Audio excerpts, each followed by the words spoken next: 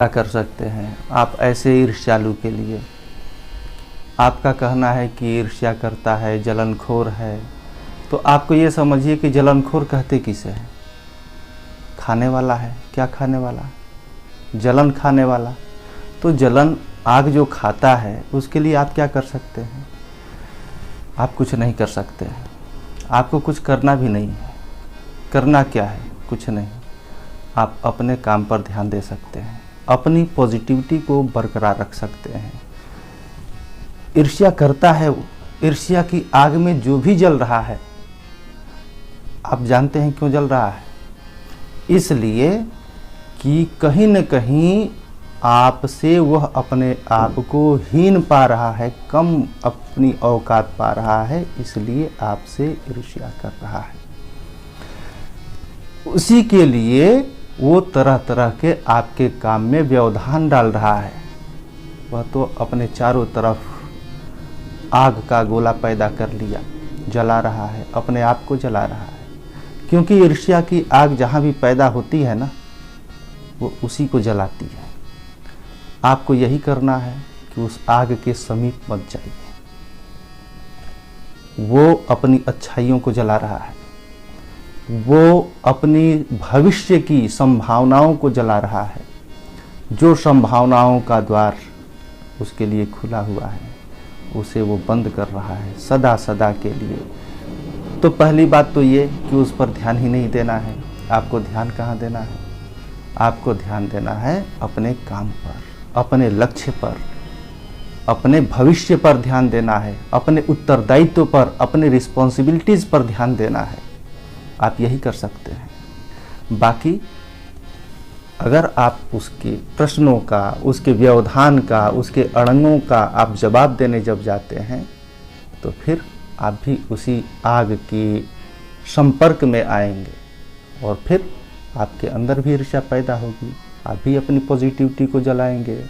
जो समय, जो वक्त मिला है कुछ क्रिएटिविटी की ओर आगे बढ़ने के लिए, उस समय को आप नेगेटिविटी में अपने आप को जला रहे हैं। अपनी अच्छाइयों को, अपने भीतर के एनर्जी को, ऊर्जा को आप ध्वस्त करते जा रहे हैं।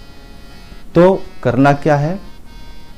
ईर्ष्यालु से बचना तो बहुत आसान है।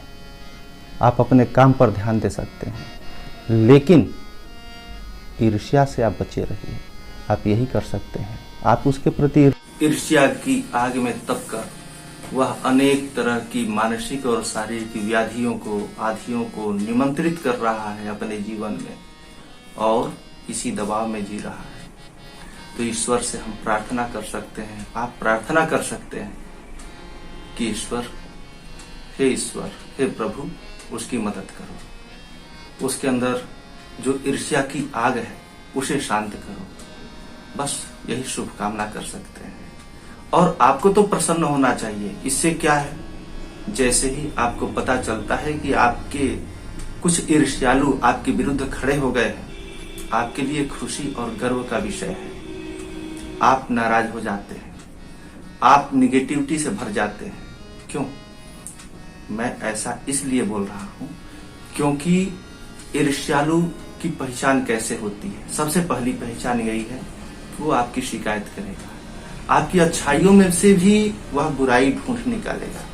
जब अच्छाइयों में से जो बुराई ढूंढ निकालेगा, वह किस मानसिक स्तर पर जी रहा है आप समझ सकते हैं। कितना खौफ है आपका उसके भीतर, कितनी प्रतिद्वंदिता भरी है। जिस शख्स को देखकर वह कुछ प्रेरित हो सकता था, वह ईर्ष्या से भर गया, निगेटिवली चार्ज हो गया। अब बताइए आप क्या कर सकते हैं? या तो आपके लिए गर्व का विषय है कि आपसे कोई तो ईर्ष्या कर रहा है, आप कुछ हैं तभी तो। आपके अंदर कुछ एनर्जी है, कुछ स्ट्रेंथ है। You have proved something in your life, इसलिए वो आपसे ईर्ष्या करते हैं, तुलना करते हैं। और जैसे ही आपसे अपनी ईर्ष्यालु तुलना करता है, अपने आप को कम पाता है, अपने आप को जैसे ही हीन पाता है किसी भी क्षेत्र में, वहीं पर उसके मन में ईर्ष्या घर कर जाती है। तो उस पर ध्यान नहीं देना है। अपने कर्मों पर ध्यान देना है, ईर्ष्या से बचना है, आपको स्वयं को बचाना है। तो ईर्ष्यालु की ओर ध्यान नहीं देना है, आप अपने लक्ष्य पर, अपने काम पर फोकस कर सकते हैं।